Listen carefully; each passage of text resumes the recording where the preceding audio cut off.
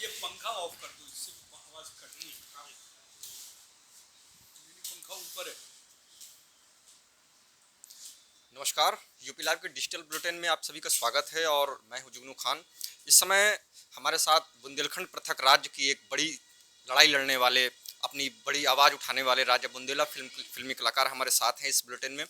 और आज 3 विषय हैं जिनको लेकर के आज हम चित्रकूट की इस पावन धरती से हम लोग जानने की कोशिश करेंगे। एक तो ये किसानों को लेकर जो इस समय अभी बिल जो पारित हुआ है, इसको लेकर जो किसानों में जो असमंजस है, इसको लेकर भी जानना चाहेंगे। क्योंकि आज जो बुंदेला जी की जो चित्रकूट यात्रा थी, वो खास करके बुंदेलखंड के जो बहुत ही गरीब तबके और निचले स्तर के जो किसान हैं, उनको जगाने की, उनको बताने की कि किस तरह की ये एक मुहिम है, ये किस तरह का बिल है। तो हम लोग भी जानना चाहेंगे और हमारे जो दर्शक है इसको ज़्यादा से ज़्यादा शेयर कर दें और लाइक कर दें, ताकि जो बुंदेलखंड के आसपास के हमारे जो मंडल हैं, चित्रकूट, बांदा, हमीरपुर, महोबा, जो भी आसपास के जो जिले हैं, उन किसानों तक ये बात जरूर पहुंच सके कि आखिर इस बिल के अंदर क्या है, क्या सच्चाई कितनी छुपी हुई है। बुंदेला जी, किस तरह का बिल लाया गया है, ये क्या इसमें किस तरह की इसमें किसानों को सुविधा मिलेगी, और जो कंफ्यूजिंग की स्थिति, ये क्या चीज़ है?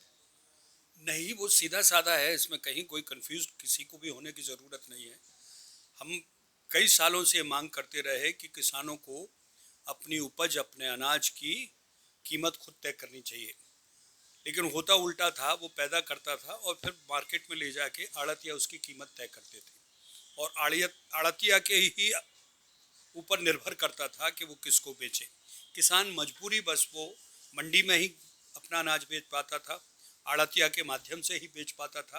अब दोनों ही समस्या, हम बिल्कुल बहुत कट शॉर्ट में आपको बताएंगे, इन दोनों ही समस्याओं को समाप्त कर दिया गया है। मंडी में जाने की ज़रूरत नहीं, आड़तिया की ज़रूरत नहीं। तीसरा, आप अपने राज्य से किसी राज्य के बाहर जाके इसको बेच सकते हैं।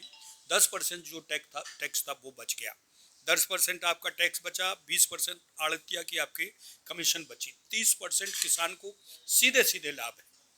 अगर आपको लगता है कि साहब ये बड़े बड़े घरानों के लिए मदद करी जा रही है, तो आप बड़े बड़े घरानों को मत बेचिए, एमएसपी पे बेचिए। एमएसपी तो वही की वही है, मिनिमम सेल प्राइस जो है आपकी, वो तो सरकार की है, तो आप उनको बेचिए। और अगर आपको लगता है कि नहीं, आप सक्षम है, कुछ दिन अपने अनाज को आप रख सकते हैं, जब मोल भाव ऊपर नीचे होंगे, जब ऊपर होंगे तो बेचिए। इसके लिए भी सरकार आपकी मदद कर रही है कि 5-10 लोग मिलकर कोल्ड स्टेज को हायर करें, उसकी कीमत को कम करेगी सरकार, उसमें रख लें, जब आपको लगे तब आप बेचें। तो ये निश्चित रूप से यही बिल कुछ साल पहले कांग्रेस लेके आने चाह रही थी, लेकिन आपस में विवाद होने की वजह से नहीं ला पाए। ये बिल निश्चित तौर पर किसानों के लिए पक्ष में है, और किसानों के लिए वो चीज़ जो सालों से हम मांग करते रहे कि मेरी चीज़ और मैं ही इसका मूल भाव तय करेंगे, पहली बार ऐसा मोदी जी के समय में तय हुआ है।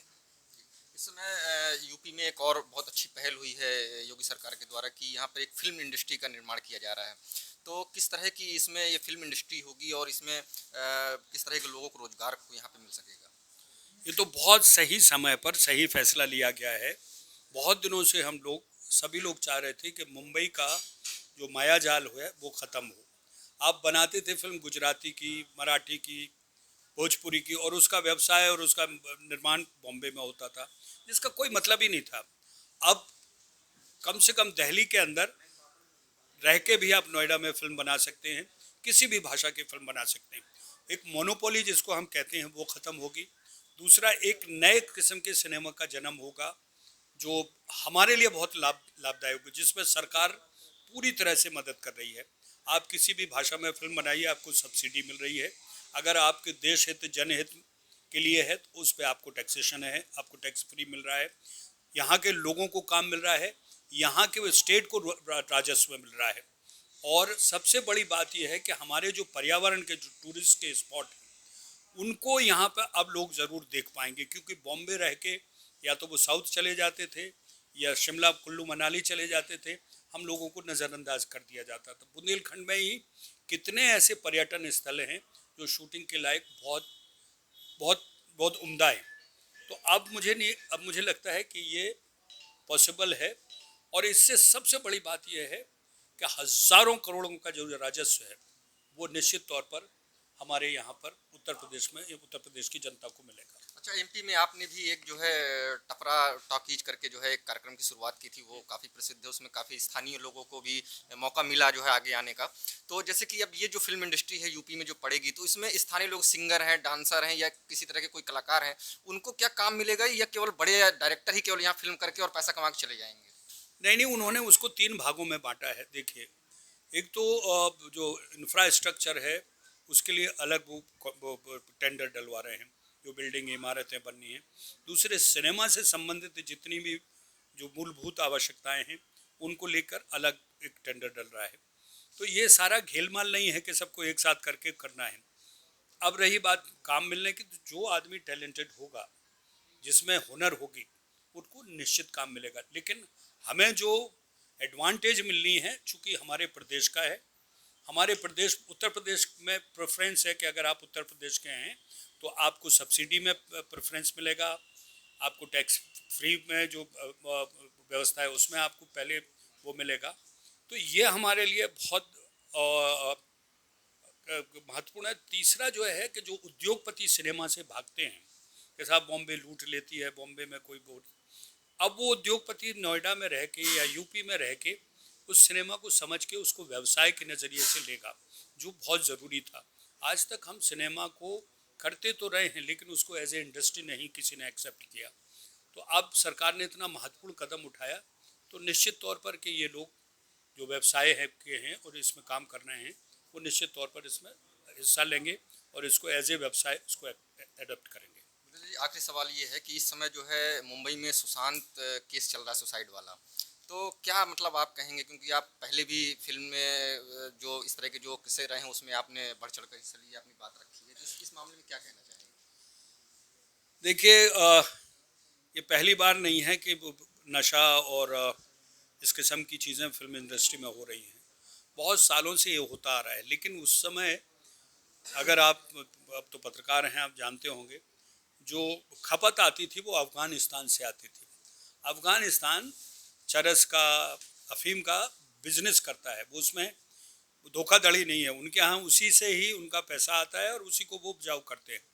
जब तक सरकार को ये व्यवसाय के तौर पे था तो ठीक था, लेकिन जब से पाकिस्तान से खपत आने लगी है तब से सरकार को थोड़ा सा डर लगा, क्योंकि जो अफीम वाला आदमी होगा, जो चरस, जो मैंड्रिक्स वाला आदमी होगा, उसको वो ट्रैक करते हैं कि इससे इसने खरीदी, इससे इसने खरीदी, इससे इसने खरीदी और इसको ये खपत कर रहा है, ये कौन है। तो बहुत ज़्यादा संभावनाएं ये थी कि हमारी बहुत सारी चीज़ें, गोपनीय चीज़ें बाहर जा रही हैं। तब सरकार थोड़ी सी सदके में आई कि ये आईएसआई के मुडोल पे काम कर रहे हैं, ये स्लीपर एजेंट्स हैं जो घर पे बैठ के सारा मादक नशा दे के लोगों से डिटेल ले रहे हैं। तो उसकी चपेट में लोग आए हैं और निश्चित तौर पर अब सरकार के पास मौका है कि इस गंदगी को निकाला जाए, इसको ख़त्म किया जाए। दोनों ही को जिन आत्महत्याएँ कहा जा रहा है, उन पर शक है कि वो आत्महत्या नहीं है, वो हत्याएँ हैं। वो लड़की जो कहती थी कि हमने कभी ड्रग्स नहीं लिया रिया, उसने ही, उसके भाई ने मिलकर ड्रग का कारोबार किया है। ये सारे अखबारों में है और सारे आपके मीडिया के सामने है। अब ये मौका है कि सरकार को सख्त कदम उठाना चाहिए, कहीं कोई रियायत नहीं होनी चाहिए, चाहे वो किसी का भाई हो, किसी का सगा हो। सरकार को इस पर, क्योंकि आने वाली पीढ़ी के लिए अगर हम ये कचरा अभी नहीं हटाएंगे तो वो इसी कचड़े में फिर आ जाएंगे और फिर वो और बदबू होगी और बिगड़ा होगा। तो ये सही मौका है और मैं तो धन्यवाद देता हूँ कंगना रनावत जैसी लड़की को कि उसने हिम्मत दिखाई। बल्कि रवि किशन ने, उसने जया जी, हमें समझ में नहीं आया जया जी का विरोध करने का क्या मतलब था। रवि किशन ने केवल इतना कहा कि ये बहुत पहले से है और हो रहा है, लेकिन अब सरकार की अगर नज़र में आया तो सरकार को इसको ख़त्म करना चाहिए।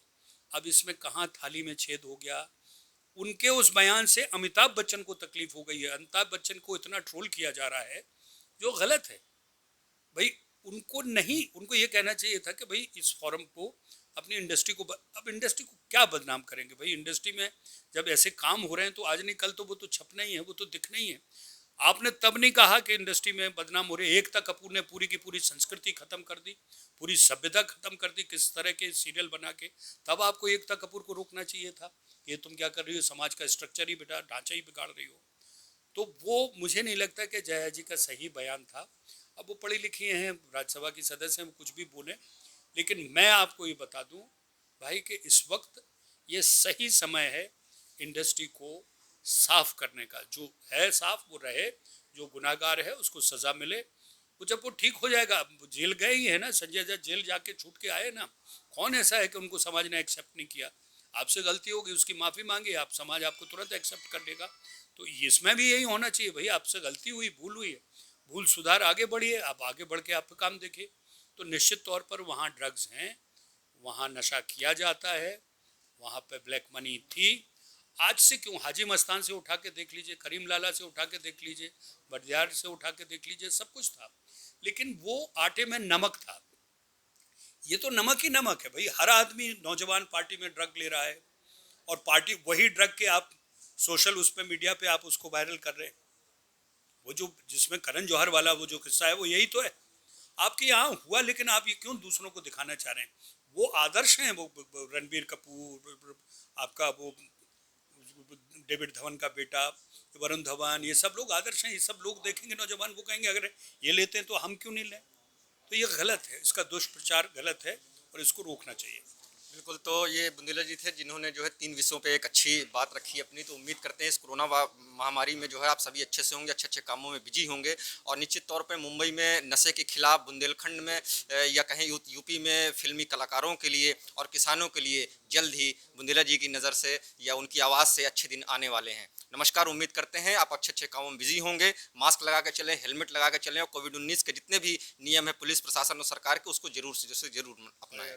नमस्कार। हमारा इंटरव्यू बगैर मास्क के ले लिया।